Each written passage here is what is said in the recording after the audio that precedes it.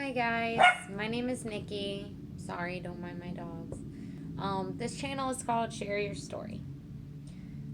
I want this to be a really safe place for people to talk, for me to talk, and share my story. Hopefully, it'll connect with you guys. I felt really called to make this video today. I recently broke up with my heroin addicted boyfriend. Now, addiction's a really big problem all over the country. I'm in the US. It's a problem in other countries too with different things, but I know I'm not the only one out there that has dated a drug addict. Or is there some of you that may currently still be with a drug addict? But I did it. He didn't want to help himself, and I could not deal with the chaos anymore. And I want you to know that you are not alone. I found myself sitting here today in my house that I rent with my name on it, with my 3 dogs. When I came home from work, it was quiet. And I can tell you it's different. It's different. I got sad for a second. I'll be honest with you, I did. I got really sad for just a second. Because I got so used to the chaos and the screaming and the hollering and the arguing that it became normal. And I want you guys to know, male and female, that's not normal. That's not okay. I can tell you that the way this started was yesterday. I hit my wall. And all of us have a wall. We can all say, oh no, I can take a lot. We all have a wall. Especially if you're dealing with an addict, we have a wall. Where some days we just don't have the energy to deal with it, to handle it. We can't put that brave face on anymore. We're tired. And I got tired. And I saw my way out. And I took it. Now I'm going to tell anybody else dealing with this same situation. I have dealt with my situation for 7-8 months. 7-8 months. I dealt with it. Every day, being called names, being used, money stolen from me, going through my belongings, going through my phone to see if I was telling anybody that he was an addict. And if, God forbid, I be caught saying that I was scared or that he was doing drugs to any of my friends or my mother or my father, oh, there would be hell to pay. I'm going to tell you, you're going to get out. It sounds hard now, and I know it's hard because I felt so alone. He isolated me. And I isolated myself because I didn't know how to deal with it. But you are not alone. You're not. There's others of us out here who've gone through the same thing, or still going through it, or have gotten out of it. And we are here. We exist. We are proof that you can make it through, no matter how hard it is. You can make it through. An opportunity or a chance will come, but you have to be smart. You got to protect yourself. You have to be smart, especially if you have children. If children are involved, you need to think ahead. I'll start by telling you guys what happened yesterday. Often there were always fights. He was to the point where 24 hours a day, he was shooting up heroin. Before he'd even get it in the vein, he was already talking to people trying to get his next hit.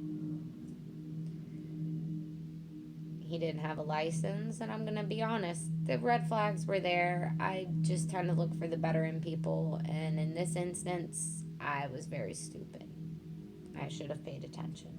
But it's neither here nor there. Nobody asks to be in that situation. Nobody deserves to be put in that situation. And it is not always your fault. You do need to pay attention, but it is not your fault.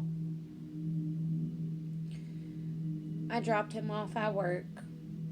He kissed me goodbye. I went to my job. He called me right before I opened my doors to my job saying, "Oh, I'm glad I caught you before you opened. I'm done with you.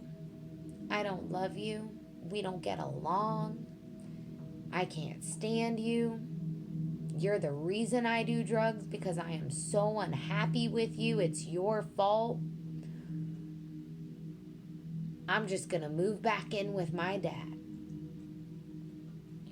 I will tell you guys, I'm a female. When you're caught off guard and you're trying to get ready for work and you're trying to do stuff, and when you're dealing with somebody who is high, some days you are just not prepared for it. You just don't have the energy for it. I'll be honest, I caved. I started crying, throwing a fit, screaming and hollering. We're hollering at each other on the phone, back and forth. That went on for about an hour and a half. And then I just hung up and I went back to work. I didn't hear from him all day, so when I got home, I started packing his stuff up. And he'd always threaten to move back in with his dad, because his dad does enable and take care of him, which is fine. That's his father's prerogative. That's those person's family member's prerogative. It's not my problem, though. I packed his things up. At 5 o'clock, he called me, acting like nothing had ever happened. "Can you come get me from work?" I said, "No, I'm packing your things up. You said you were moving." I packed them up. I put them outside. I stood there while him and his dad had to load his things into the car. I went back in my house when he was gone, and I got my key and I took a deep breath. Now, I'm not perfectly set. I'm not loaded. I do need help with my bills, just like a lot of you other people do, especially those with kids. However, sometimes your peace is better than the chaos. Because how are you supposed to get your bills together? How are you supposed to work? How are you supposed to focus on the things you need to focus on when you are dealing with somebody that is unstable? You can't. And if that person does not want to get help themselves, you can't help them. And you have to realize that. You can't help them. Someone in that condition has to take the steps to help themselves. And if they really love you and really love your family, they're going to do that. If they love themselves, they will do that.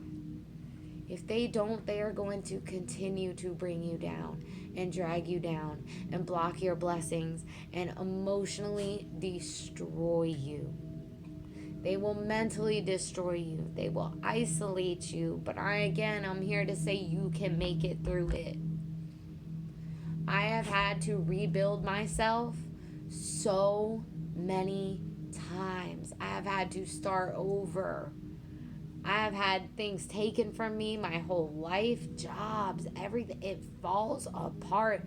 Sometimes you need to let it fall apart, because you're going to be okay. You will be okay. You will survive. You are not alone. I used to look to YouTube and Google for answers, support, anything to help me not feel alone. And that's why I'm making this video. You're not alone. You don't have to do it alone. It's okay to cry. It's okay to say no.